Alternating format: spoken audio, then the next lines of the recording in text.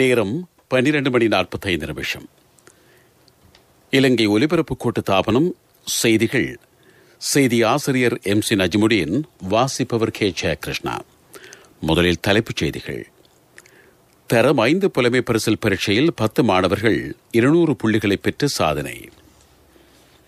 2021 ஆண்டுக்கான வரவு செலவு திட்டம் நாளை பாராளுமன்றத்தில் சமர்ப்பிக்கப்பட உள்ளது. நாட்டில் 11,130 PCR பரிசோதனைகள் நேற்று மேற்கொள்ளப்பட்டதாக COVID-19 வைரஸ் பரவலை தடுக்கும் மத்திய நிலையம் அறிவிப்பு. வெளிநாடுகளில் தங்கியிருக்கும் இளைஞர்களை நாட்டுக்கு அழைத்து வரும் வேலை திட்டம் அடுத்த வாரம் ஆரம்பம். பிரித்தானிய பிரதமர் போரிஸ் ஜான்சன் தனிமைப்படுத்தப்பட்டுள்ளார். 2021 ஆண்டுக்கான வரவு செலவு திட்டம் நாளை பாராளுமன்றத்தில் சமர்ப்பிக்கப்பட உள்ளது. நிதியமைச்சரான பிரதமர் மஹிந்த ராஜபக்ஷ நாளை பிற்பகல் 1:40 இதனை பாராளுமன்றத்தில் சமர்ப்பிக்கவிருக்கிறார். வெளியிடப்பட்டுள்ள தரம் 5 புலமை பரிசில் பரீட்சை பெறுபவர்களுக்கு அமைவாக 10 மாணவர்கள் 200 புள்ளிகளை பெற்று சாதனை படைத்துள்ளனர். இம்முறை பெறுபவர்களை தயாரித்த போது தேசிய மட்டம் மற்றும் மாவட்ட ரீதியிலான நிலை அறிவிக்கப்படவில்லை. வெட்டுப்புள்ளிகளின் அடிப்படையில் தமிழ் மொழி மூலம் யாழ்ப்பாணம், கிளிநொச்சி, வவுனியா, முல்லைத்தீவு, மட்டக்களப்பு, அம்பாறை ஆகிய மாவட்டங்களுக்கு 160 புள்ளிகள் நிர்ணயிக்கப்பட்டிருக்கின்றது. மன்னார் மாவட்டத்திற்கு 158 புள்ளிகளும், திருகோணமலை மாவட்டத்திற்கு தமிழ் மொழி மூலம் 159 புள்ளிகளும் வெட்டுப்புள்ளிகளாக நிர்ணயிக்கப்பட்டுள்ளன.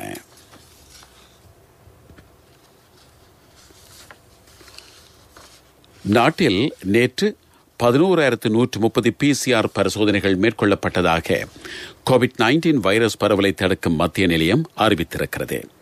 முப்படைகள் நடத்தி செல்லும் தனிமைப்படுத்தல் நிலையங்களில் தற்போது 3,168 பேர் மாத்திரம் தனிமைப்படுத்தப்பட்டிருக்கின்றனர். மினுவாங்குட கோவிட் கொத்தனையை கட்டுப்படுத்தியிருப்பதாக நிலையம் குறிப்பிட்டிருக்கிறது. தொற்று ஏற்பட்ட 17,286 பேரில் 11,500 பேர் குணமடைந்திருப்பதாகவும் COVID-19 வைரஸ் பரவலை தடுக்கும் மத்திய நிலையம் தெரிவித்திருக்கிறது. நீங்கள் கேட்டுக்கொண்டிருப்பது இலங்கை ஒலிபரப்பு கூட்டுத்தாபனத்தின் செய்திகள்.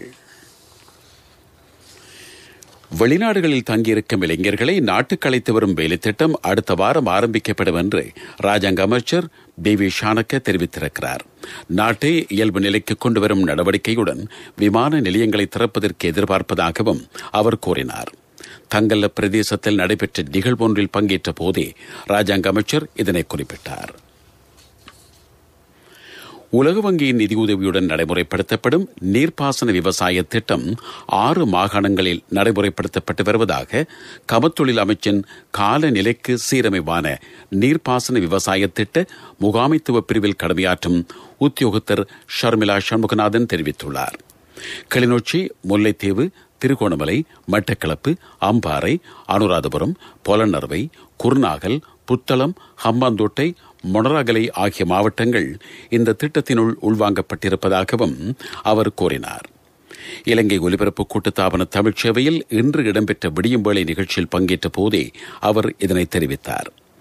காலநிலையினால் மிகவும் பாதிப்படைந்த பிரதேசங்களில் வினைத்திறனான நீர்ப்பாசன மற்றும் விவசாய உற்பத்தி திறனை அதிகரிப்பதன் மூலம் சிறிய மற்றும் நடுத்தர விவசாய குடும்பங்களின் வாழ்வாதாரத்தை உயர்த்துவது இந்த திட்டத்தின் நோக்கம் என்றும் அவர் கூறினார்.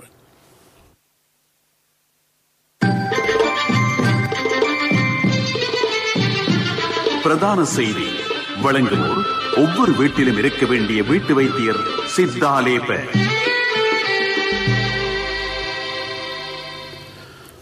புறக்கோட்டை பஸ் மற்றும் ரயில் நிலையங்களை மையப்படுத்தி விசேட பாதுகாப்பு திட்டம் அமலாவதாக போலீசார் அறிவித்துள்ளனர். இதன் பிரகாரம் கொழும்பிற்கு வருகின்ற மற்றும் கொழும்பில் இருந்து வெளியேறுகின்ற பொது போக்குவரத்து வாகனங்கள் தனிமைப்படுத்தப்பட்ட பிரதேசங்களில் பயணிகளை ஏற்றவோ இறக்கவோ கூடாது என போலீஸ் ஊடக பேச்சாளரான பிரதி போலீஸ் மாதிபர் அஜித் ரோகன தெரிவித்தார்.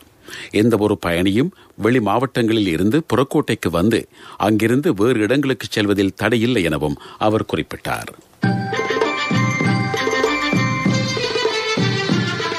பிரதான செய்தி வழங்கியோர் ஒவ்வொரு வீட்டிலும் இருக்க வேண்டிய வீட்டு வைத்தியர் சித்தாலேப.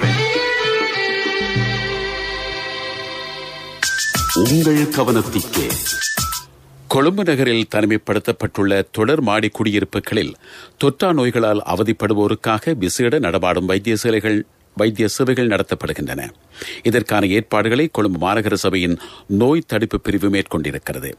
இந்த வைத்திய சேவை இன்று முதல் 26ஆம் தேதி வரை நடத்தப்படும் என கொழும்பு மாநகர ஆணையாளர் தெரிவித்துள்ளார்.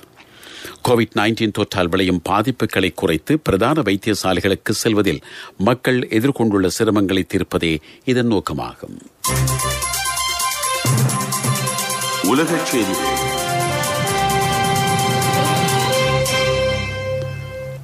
உலக நாடுகள் கோவிட்-19 தொற்றில் இருந்து விடுபட்டு அடுத்த பருவ காலத்துக்குள் வளமை நிலைக்கு திரும்பிவிடும் என்று BioNTech நிறுவனத்தின் இணை நிறுவனர் உகுர் சாஹின் தெரிவித்துள்ளார். தமது நிறுவனம் தயாரித்துள்ள கோவிட்-19 வைரசுக்கு எதிரான தடுப்பு மருந்து சிறந்த பலனை தரும் என்று அவர் குறிப்பிட்டிருக்கிறார். 50% நோய் தொற்று பரவலை இந்த மருந்து தடுக்கும் என நம்பிக்கை வெளியிட்டிருக்கிறார்.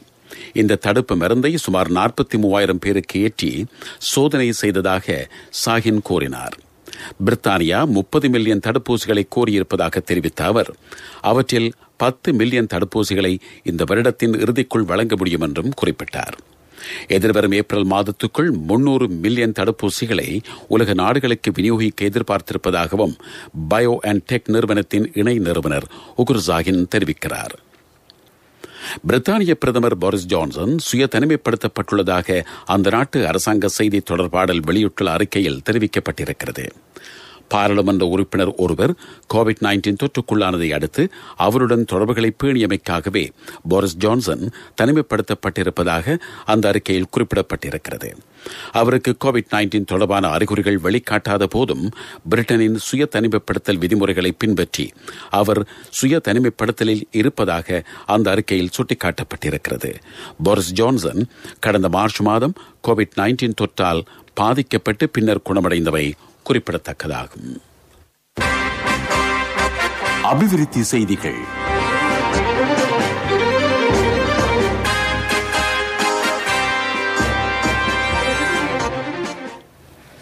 களனி தெற்கு நீர் விநியோக செயற்திட்டம் நாளை மறுதினம் பிரதமர் மஹிந்த ராஜபக்ஷ தலைமையில் மக்கள் பாவனைக்காக கையளிக்கப்பட உள்ளது. இந்த செயற்திட்டத்திற்காக செலவிடப்பட்டுள்ள மொத்த தொகை 3,270 கோடி ரூபாயாகும். 320 கிராம சேவகர் பிரிவுகளைச் சேர்ந்த 17,50,000 மேற்பட்ட மக்கள் இதன் மூலம் பயனடைய உள்ளனர். 24 மணித்தியாலத்துல யாராலையும் ஒரு வீட்டை கட்ட முடியாது. ஆனா 24 மணித்தியாலத்துல வீட்டு கடன் ஒண்ணு வழங்க NSBயால மட்டும்தான் முடியும். இன்னைக்கே NSBக்கு போங்க. வினைத்திறனான சேவையுடன் தேர்ந்தெடுக்கப்பட்ட கிளைகளின் ஊடாக 24 மணித்தியாலத்தில் கடன் தொகையினை பெற்றுக் கொள்ளுங்கள். NSB கேதொர உங்கள் சொந்த இல்லத்தின் கனவை நனவாக்கிடும். வர்த்தக செய்தி அனுசரணை. தேசிய சேமிப்பு வங்கி உங்கள் பணத்திற்கு பாதுகாப்பான இடம். 2021ஆம் ஆண்டு டோக்கியோ ஒலிம்பிக் போட்டிகளில் பார்வையாளர்கள் கலந்து கொள்ள முடியும் என்று நம்பிக்கை வெளியிட்டுள்ள சர்வதேச ஒலிம்பிக் நிர்வாகத்தின் தலைவர் தோமஸ் பேக் ரசிகர்களுக்கு தடுப்பூசி ஏற்றும் விடயத்தில் பெரும் முயற்சி எடுத்திருப்பதாக தெரிவித்திருக்கிறார். 3 நாள் விஜயம் ஒன்றை மேற்கொண்டு ஜப்பானுக்கு சென்றுள்ள அவர் ஒலிம்பிக் போட்டிகளில் முன்னெடுக்கப்பட வேண்டிய கோவிட்-19 எதிர் நடவடிக்கைகள் பற்றி ஆராய்ந்து வருகிறார். இதேவேளை ஒலிம்பிக் போட்டிகளுக்காக வெளிநாடுகளில் இருந்து டோக்கியோவுக்கு வருகை தரும் வீரர்களுக்கு 14 நாட்கள் தனிமைப்படுத்தல் காலத்தில் இருந்து விலக்களிக்கப்பட்டிருக்கிறது. எனினும் வீரர்கள் ஜப்பானுக்கு வருகை தருவதற்கு 72 மணி நேரத்திற்குள் கோவிட்-19 வைரஸ் பரிசோதனை மேற்கொண்டு தொற்று இல்லை என்பதை உறுதிப்படுத்த வேண்டும் என்று ஒலிம்பிக் குழு தெரிவித்திருக்கிறது.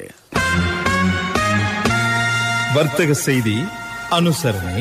தேசிய சேமிப்பு வங்கி உங்கள் பணத்திற்கு பாதுகாப்பான இடம். 24 மணித்தியாலத்துல யாராலையும் ஒரு வீட்டை கட்ட முடியாது. ஆனா 24 மணித்தியாலத்துல வீட்டு கடன் ஒண்ணு வழங்க NSBயால மட்டும்தான் முடியும். இன்னைக்கே NSBக்கு போங்க. வினைத்திறனான சேவையுடன் தேர்ந்தெடுக்கப்பட்ட கிளைகளின் ஊடாக 24 மணித்தியாலத்தில் கடன் தொகையினை பெற்றுக் கொள்ளுங்கள். NSB கேதொர உங்கள் சொந்த இல்லத்தின் கனவை நனவாக்கிடும். பொருளாதார செய்திகள் அனுசரணை. அண்ணா 31க்கு நீங்க மகளுக்கு தங்கம் வாங்குவீங்கன்னு நான் எதிர்பார்க்க இல்ல. எந்த தங்கத்துக்கு தங்கம் கொடுக்க முடிஞ்சது எந்த LOLC கிரெடிட் கார்டு இருந்ததால. LOLC ஃபைனான்ஸ் கடன் அட்டை உங்களை மேலும் உயர்த்திட. கடந்த மாதத்தில் மாத்திரம் 700 மில்லியன் அமெரிக்க டாலர்கள் அந்நிய செலாவணியாக கிடைத்திருப்பதாக ராஜாங்க அமைச்சர் அஜித் நிவாட் கப்ரால் தெரிவித்திருக்கிறார். பொருளாதார சவால்களை வெற்றி கொள்வதற்கான தெளிவான இலக்கு அரசாங்கத்திடம் உள்ளது. நாட்டில் அடுத்த ஆண்டில் 5% பொருளாதார வளர்ச்சி வேகத்தை எதிர்பார்ப்பதாக ராஜாங்க அமைச்சர் சுட்டிக்காட்டியிருக்கிறார். இந்த கணவன் எனக்கு தந்த மோதிரம் தான் என் வாழ்க்கை. எல்ஓஎல்சிக்கும் உங்களோட தங்கம் உயிரை போன்றது. உங்களோட தங்கம் எங்கள்கிட்ட இருக்கிற வரைக்கும் உங்களுக்கு ஆயுள் காப்புறுதி தருவது நாங்க மட்டும்தான். நேரத்துக்கு தவணை செலுத்த முடியாம போனா உங்களோட தங்கத்தை உங்களுக்கு திருப்பி தருவதுதான் எங்கட நோக்கம். உங்களோட தவணையை நேரத்துக்கு செலுத்த முடியாம போனா அதுக்கு தீர்வும் நாங்க தருவோம். நான் எதிர்பார்த்த தொகையை விட அதிகம் கிடைச்சதும் இல்லாம வேலையும் சுலபமா முடிஞ்சு எனக்கு மதிப்புமிக்க பரிசும் கிடைச்சது. எல்ஓஎல்சியிடம் இருந்த பெரும் சேவை தங்கத்துக்கு நிகரானது. எல்ஓஎல்சி ஃபைனான்ஸ் ரன்சவிரண்ய சேவை. தங்கம் காலநிலை அறிக்கை.